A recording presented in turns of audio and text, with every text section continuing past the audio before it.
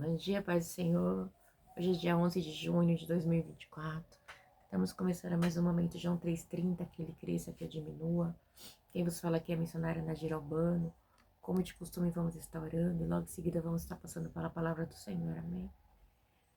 Aleluia. Meu Deus, meu Pai, em nome de Jesus, nessa hora eu entro na tua presença santa, pedindo perdão pelas minhas falhas, pelos meus pecados que são inúmeros, Pai. Apresento o lar, a família, o ministério, o chamado, tudo que o Senhor tem confiado na minha pessoa. Essa hora eu te peço, Senhor, toma minha mente, toma meu coração, me ajuda, me sustenta, me fortalece, me capacita. Deus, tira toda a ansiedade, todo o medo, toda a frustração, em nome de Jesus. Visita o meu lar, a família, o ministério, o chamado e guarda, Pai. Visita a vida daquele irmão, daquela irmã que vai estar do outro lado, Pai, ouvindo essa palavra, essa ministração. Que o Senhor possa estar indo de encontro, guardando, livrando, cortando laços, quebrando arcos, além das obras das trevas, obras de feitiçaria. Se eu estiver alguém desempregado, o Senhor possa estar abrindo a porta. Se estiver alguém doente, o Senhor possa estar curando.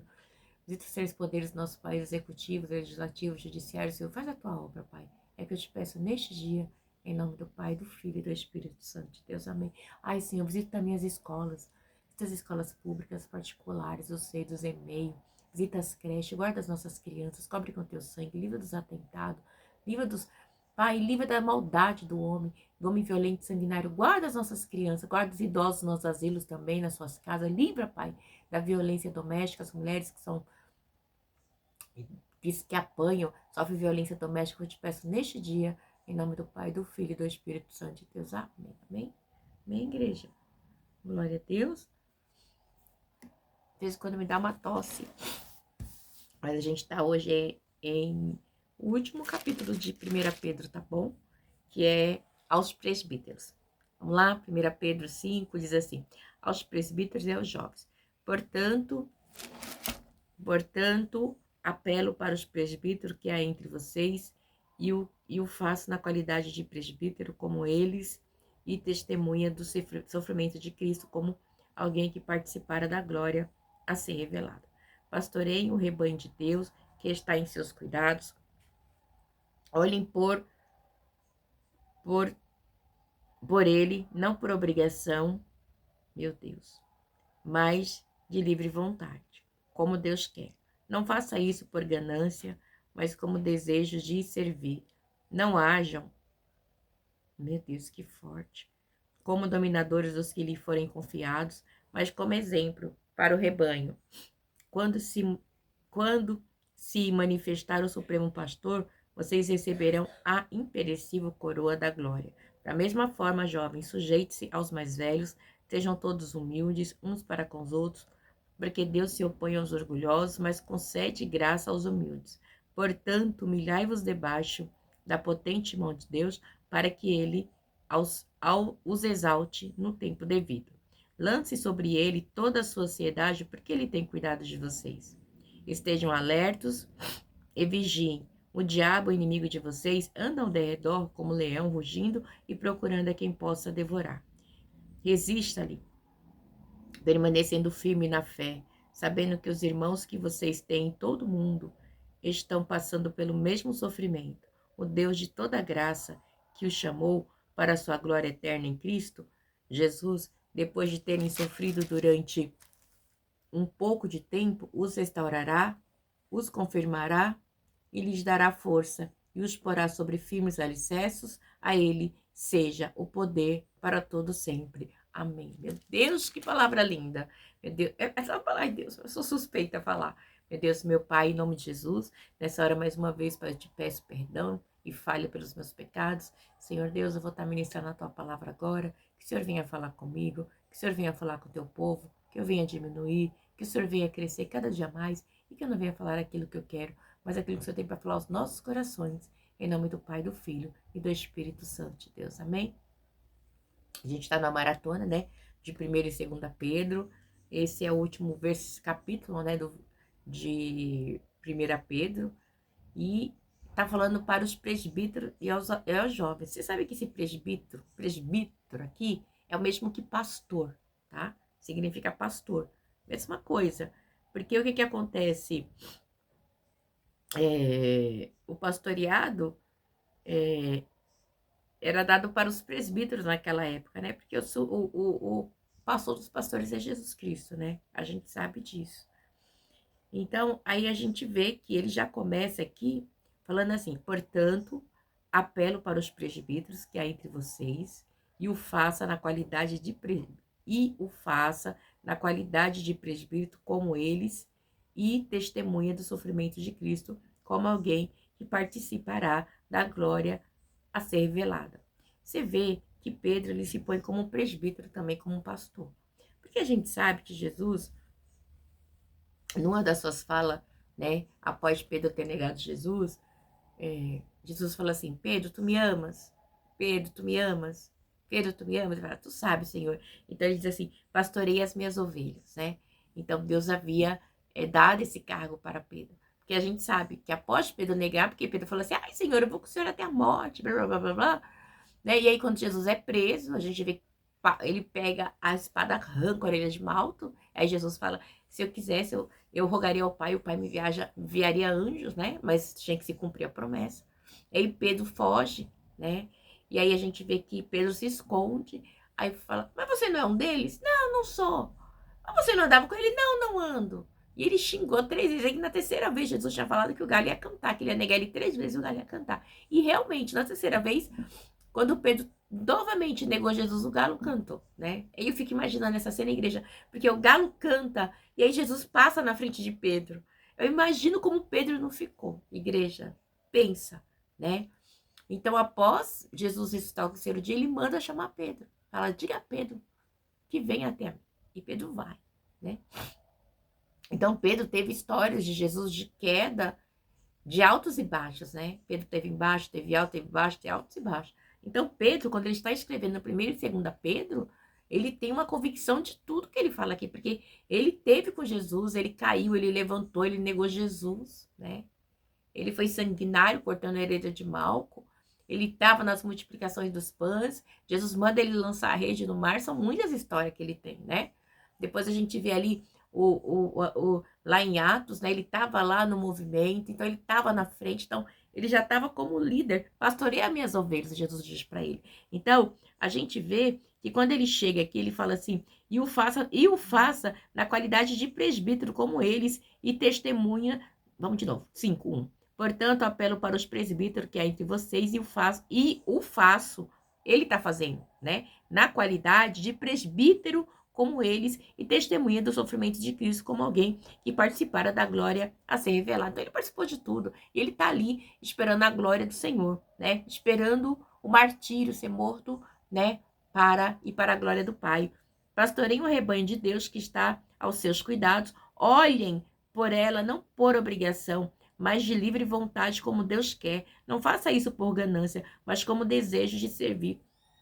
Ele estava dizendo que o pastoreio do Senhor é algo com amor. Por quê? Porque desde aquela época, a igreja que já tinha lobos vestidos com pele de cordeiro. O que que acontece? Muitas pessoas estão no evangelho simplesmente para mandar. Igreja, eu acho o fim quando um pastor proíbe uma igreja uma ovelha de ir no outro ministério. Por quê? Porque tem medo dela descobrir a verdade, que você está mentindo, que você está enganando. O Senhor disse que nós somos livres para adorar, né? Os verdadeiros adoradores adorarão em espírito e em verdade. O templo, a igreja, é simplesmente 4 paredes. Nós somos templo do Espírito Santo de Deus. Nós temos que ter convicção da palavra do Senhor que foi pregada para mim e foi pregada para você. Então, tem muitos que obrigam, que oprime, sabe? Que oprime as ovelhas. Gente, eu acho terrível. Eu falo por mim, porque eu já passei por ministério e estou em ministério aonde o pastor ele é um ditador.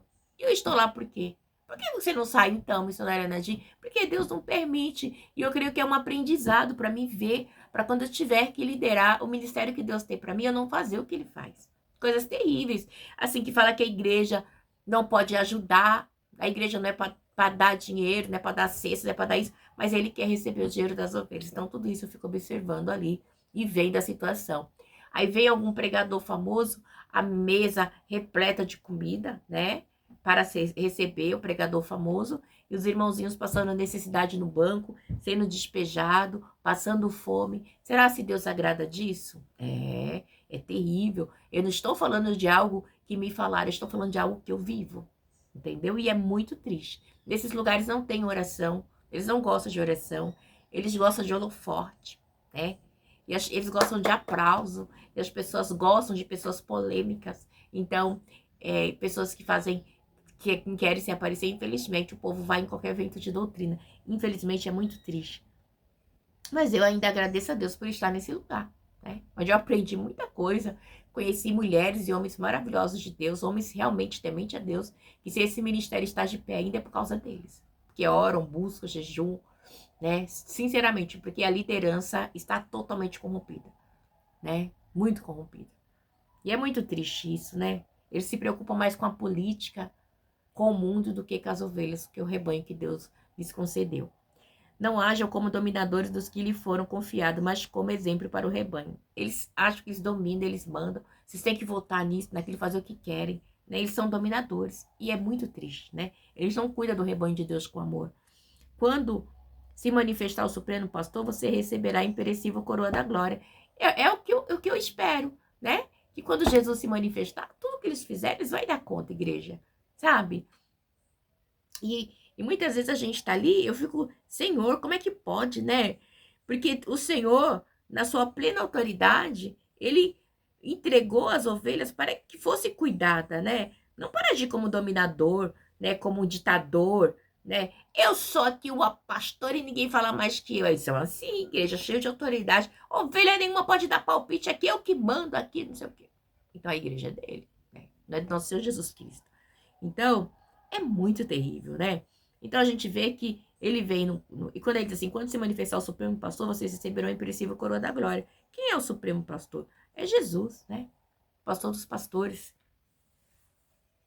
E no 5, da mesma forma, jovens, sujeite-se aos mais velhos, sejam todos humildes uns para com os outros, porque Deus se opõe aos orgulhosos, mas concede graça aos humildes.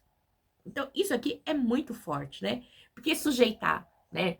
Tem muita gente que tá na igreja hoje, ele não sabe o que é sujeitar. Ele é capacho, ele é puxa-saco, sabe? Ele aceita as coisas erradas, ele é conivente com a mentira, ele é conivente com o roubo, de tudo que não agrada a Deus, ele é conivente. Mas ele diz assim,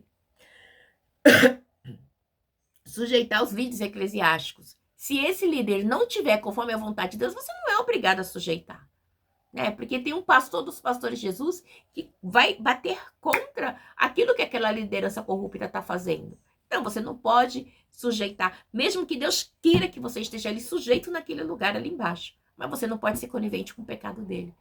Ok? Para você aprender, para você crescer, talvez para Deus ver você fazer a diferença naquele lugar. Sim, não sei lhe explicar. Mas Deus tem a sua multiforma de trabalhar, né? Então, é muito duro, né? Porque há pastores rebeldes, né? Que humilham, que não são... A maioria dos pastores hoje são soberbos, arrogantes. Eles acham que a gente tem a obrigação de sustentar os luxos deles, né? Sustentar as roupas deles, os sapatos caros, relógios caros, Rolex caro. Eles acham que a ovelha é obrigada a sustentar as mansões dele. E a gente acaba sujeitando a isso por falta de conhecimento. Por falta de conhecimento. Porque na hora de dar R$ 1 para comprar 1 quilo de sal, eles não dão. O que eles falam para os membros? Ai, se ajuntam entre vocês e fazem uma cesta. Mas da igreja não sai. E é errado, porque a igreja é como se fosse filantropia. A igreja está para ajudar. Ela está isenta de impostos. Então, eu acho que deveria que ter uma lei onde a igreja fosse obrigada a dar 30%. Obrigada mesmo. Uma igreja que tenha mais de 200 membros, ser obrigada a dar 30% daquilo que ela não paga de impostos, do que ela não arrecada, eu não sei. Investir verdadeiramente no reino de Deus. Obrigar. Tinha que ter uma lei. Eu não sou contra, não, viu? Aí depois fica assim, ai, querem derrubar a igreja. Não, não querem derrubar a igreja. É o povo, as lideranças da igreja que querem corromper. Já estão corrompidas, muitos. E por isso, elas se acham no direito de nadar na nata e o pobre da ovelha se lascar, né? Isso é que a gente vê constantemente. A coisa mais nítida, você entra na internet, dá até nojo. Não tenho paciência, não tenho, de verdade. E aí ele diz assim, então a gente tem que ter, sabe por quê? Porque nós temos o Supremo Pastor que é Cristo, né? E quando for na segunda vinda de Cristo, ele vai recompensar quem tem atuado como pastor de verdade.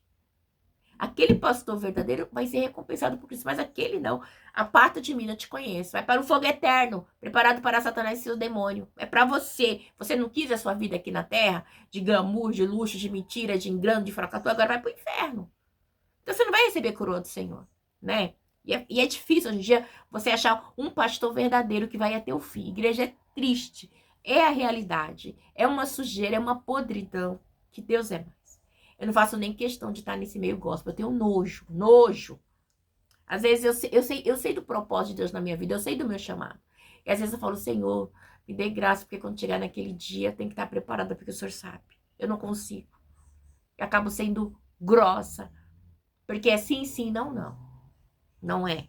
Não tem muito, né? Deus se opõe aos orgulhosos, mas concede graça aos humildes. Aí no 6 diz assim, mas por quê?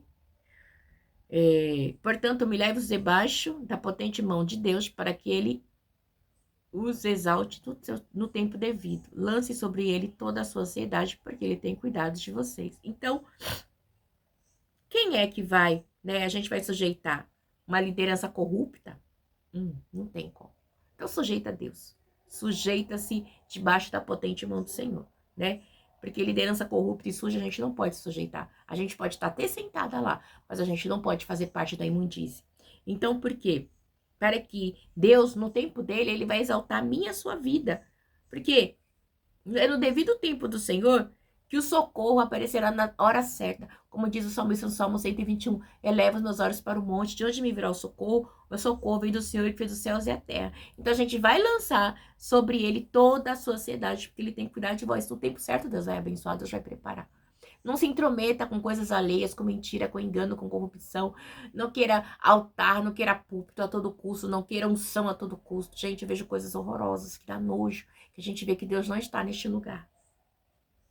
E Deus que me livre, viu?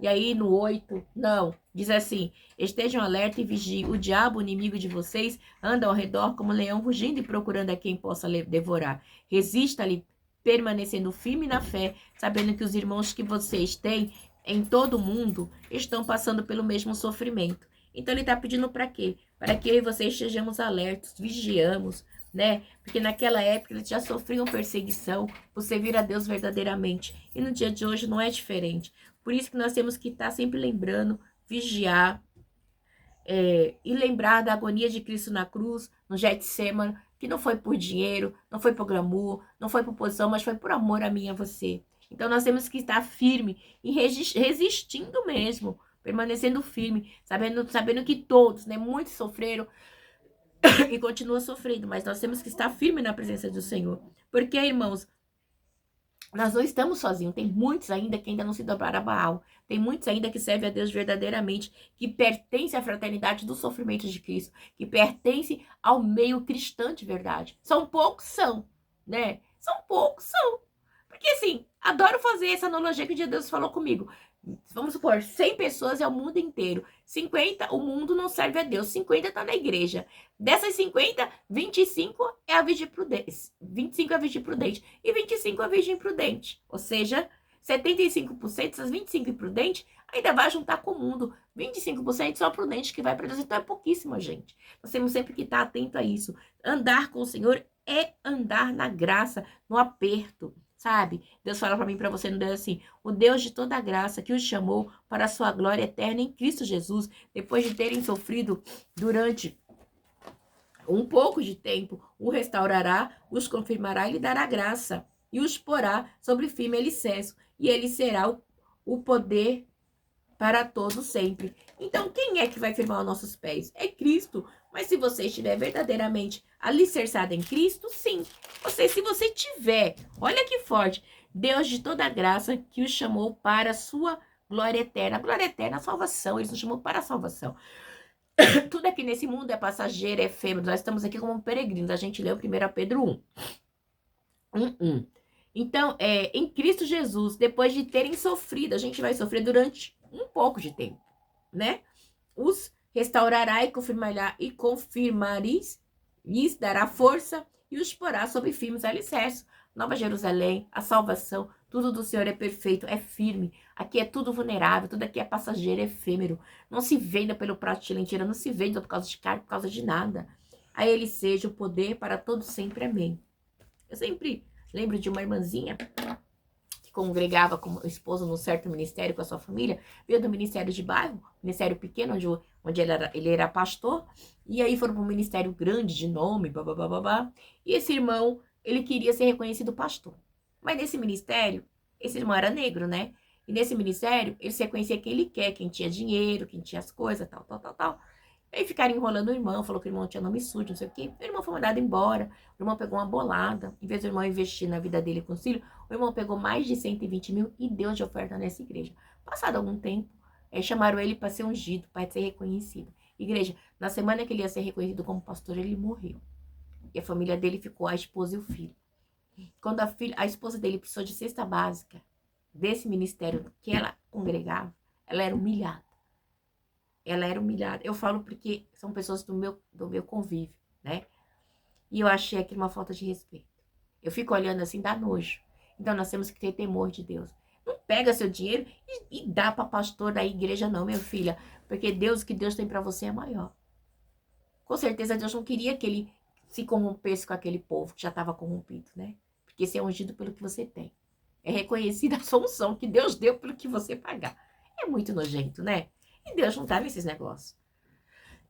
Eu quero que Deus até levou ele para livrar ele da corrupção, né? Porque ele veio do ministério pequeno e temia a Deus. E chegou ali e se corrompe, filha. Se corrompe. É só Deus.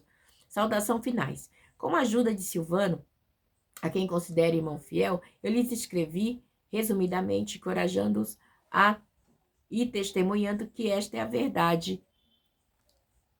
A verdadeira graça de Deus. Mantenha-se firme na graça de Deus, né?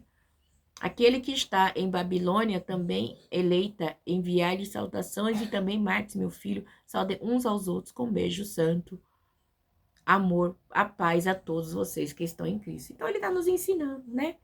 Porque Silvano estava ajudando ele, né? E Silas também. Pode ter sido eles que foram portador da carta que escreveu, não sei, né? Mas eles podem ter atuado registrando também, né? Junto com Pedro ditando, não sei se eles eram secretários de Pedro, mas eles estavam ali e encorajando na graça de Deus, os apóstolos ali, né? É muito tremendo. Essa Babilônia aqui era considerado eleita, desculpa, Pedro Marques eleita ali o lugar onde eles estavam. Marques com tanto carinho, afeto, né? Que ele Pedro chama ele de filho. E é possível que Pedro também tenha levado Marcos a Cristo. É tradição. É uma tradição cristã primitiva, né?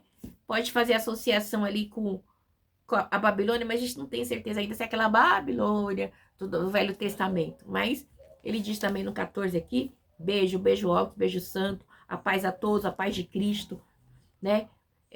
Bem-estar e bem-aventurança espiritual. É o que ele deseja a nós, Pedro, nessa carta, né? E também espirituais a todos os unidos em Cristo. Nós sejamos em Cristo, né? E Pedro termina referindo-se à união dos crentes com Cristo, que é a compreensão de toda a carta, que nós devemos estar unidos, perseverando, buscando e glorificando a Deus em todo o tempo. Amém? Deus abençoe a igreja, que o Senhor possa falar melhor aos vossos corações e tenha uma terça-feira abençoada em nome do Pai, do Filho e do Espírito Santo de Deus. Amém. Ficam na paz.